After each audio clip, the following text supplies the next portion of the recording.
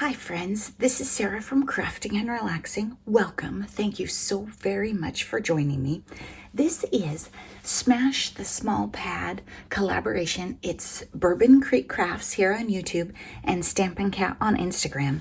And the three of us dig into our stash, we pull out a small pad and we smash it. And I do have 3.5 whole pieces of paper left, but I'm calling this smashed.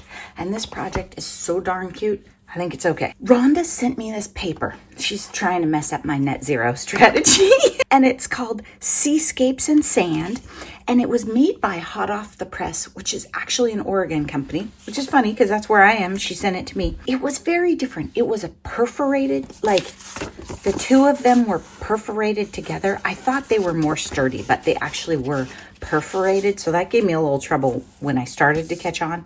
But I decided they would make an amazing mini album. So this is gonna be a beach journal, the kind you write in a whole bunch. I have paper to put pockets, but I didn't put pockets because I don't envision it being that kind of journal. But I've held on to these. I'll either make cards and put them in my stash for cards later, or maybe I'll decide, yeah, I would like a pocket here or there. So Noni to the rescue. She brought me beach embellishments because, you just have like awesome handmade beach embellishments sitting around, don't you? So she brought me these die cut shapes, and then I just loved these flips, and I just decided they made a great cover. There was another cute little fish in here, but he wasn't quite big enough for pop on the cover, so I decided to use these. This is beachy to me, right? Flip-flops. This is completely handmade. I think I have some behind the scenes footage that I'll put together and show you later, but I made the book start to finish. Then on the inside, I'm imagining silver or white pens and navy pens. So I'll have them sitting there and people can write in it. That navy paper is a little tricky for non-crafters. So if you made this as a gift or to give away, you're gonna have to give them the pen that goes with it if they need a different one. This paper is super smooth and luscious, and I tested a scrap of it with the silver pen or the back of it, and it was wonderful. And then because they were perforated, and I realized that along the way, I used masking tape. Some of you might have adorable washi with shells on it, that kind of thing. I think I used up all my beach washi, and I was tight on time. Like, do I have a beach box? I'm not sure I do. Rhonda told me to put this in the beach box and then it didn't count, but I'm using it up anyway, so it's okay. So I don't think I have any more like shell washi. So I just use masking tape. It goes with sand, and you know me, I'm a little on the junky side anyway. Then here you go. You've got sandpaper, and then the count was 24 coordinating sheets. I added some tea-dyed paper because I wanted more pages and a little bit on the junky side. And they're not all the same size. I love that. And I tried to find the ones in my stash that had like waves or sand looking stuff. Your papers turn out different. A little seahorse, courtesy of our friend Noni. Then Blessed, there's a section, well actually there's 4 sheets of ephemera, and a whole bunch of them are card-like.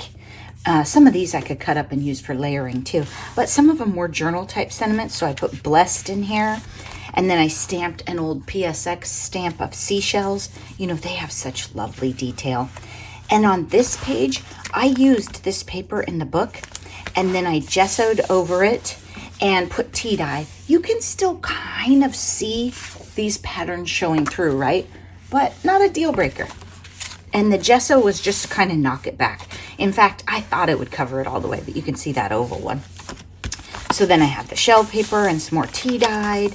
There weren't very many papers, so they do repeat a lot, but I made the signatures different. So you don't see them hopefully 2 days in a row, except for one spot where I had a little trouble. And a couple more stamps. You cannot discover new oceans unless you have the courage to lose sight of the shore. I had an oops right there, so I put some shells sideways. That's what we do. We just cover it up. Don't worry about it. And the masking tape, some of you might be freaking out because it's kind of a messy look. I'm totally fine with that. I love it. And maybe stuff will get glued in here, but I think it's more of a writing one. Think Happy was another ephemera piece from the set. And then I had a couple problems where before I realized they were perforated, I started assembling the signatures and things started falling apart. So I should have taped a lot more. Wish Big. Isn't this just gorgeous paper? I love it. Love it. And the sand texture, it's beautiful, Rhonda. Thank you. And I don't know if you can see, there's turtles right there. And then this was a little ephemera piece I cut out. It'll be fun to write in, and different pens will add interest because of the different colors along the way. I just think it turned out adorable. And big shout out to Noni for the embellishments. I am running tight on time. It is in the morning before work. So I'm going to put the rest of the embellishments that Noni gave me. I was just saying it's in the morning before work, and I'm going to put the rest of the embellishments that Noni gave me in this bag. I don't think I'm going to use these pinkish corally ones. Good try though, Noni.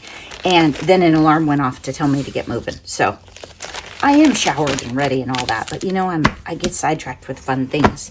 So that is my project for small pad, and I kind of love the variety, right? Usually you see a lot of cards in small pad, but just know that if you have some windfall and someone gave you a bunch of paper, there are different things you can do with it. Now for the cover, I did need some large solid cardstock, but if you didn't have that, you could use a shopping bag. I mean, there's all sorts of options. So just because you see us on YouTube with way too much stuff does not mean you should do it. All right?